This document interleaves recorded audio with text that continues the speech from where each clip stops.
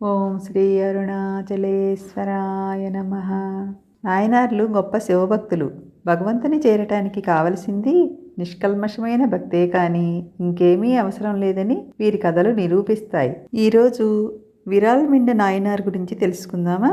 విరాల్మిండ నాయనారు పర్వత ప్రాంతమైన సింగనూరులో జన్మించారు. వెల్లాల కులజుడు, అత్యంత శివభక్తుడు. ఆ భక్తి ప్రపత్తిలో నేను నాది భావాలను అధిగమించాడు. సమత్వ దృష్టి అలవడింది. శివభక్తుల ఎడ గౌరవము, శివభక్తుల సేవ పరమశివుని అర్చనతో సమానమని, అంతేకాదు కొంచెం ఎక్కువేనని ఎంతటి శివోపాసకుడైనను శివభక్తులను కించిత్ అగౌరవపరిచిన వారు ముక్తికి దూరమవుదురని భావించేవాడు. అనుదినము శివాలయమున కేగుట అతని దైనందిన కృత్యము. దేవుని ఆరాధించే ముందు అక్కడ ఏ శివభక్తుడన్నను అతనిని సేవించిన తర్వాతనే శివార్చన గావించేవాడు. తీర్థయాత్ర చేయాలని ఉత్సాహంతో సింగనూరును విడిచి తిరువారూరు చేరుకున్నాడు. ఒక రోజున దేవుని అర్చించుచుండగా సుందరమూర్తి నాయనార్ ఆ దేవుడమునకు విచ్చేసి అచట ఉన్న భక్తులను దాటుకుంటూ గర్భగుడిలోనికి వెళ్ళాడు.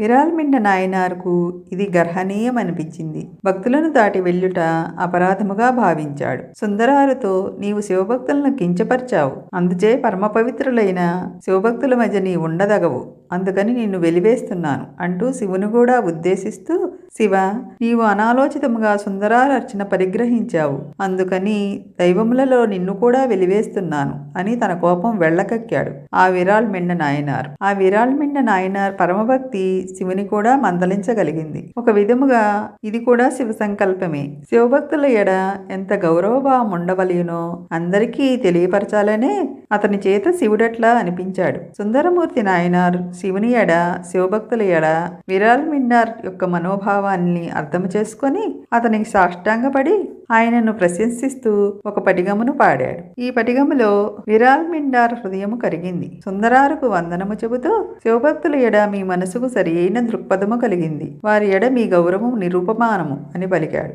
ఈ విధంగా భగవంతుడు విరాల్మిండ నాయనార్ గొప్పతనమును అందరికీ తెలియపరచగలిగాడు. పరమశివుడు విరాల్మిండ నాయనార్ను తన లోకంకు తీసుకుని వెళ్లి శివగణాలకు అధిపతిగా చేశాడు.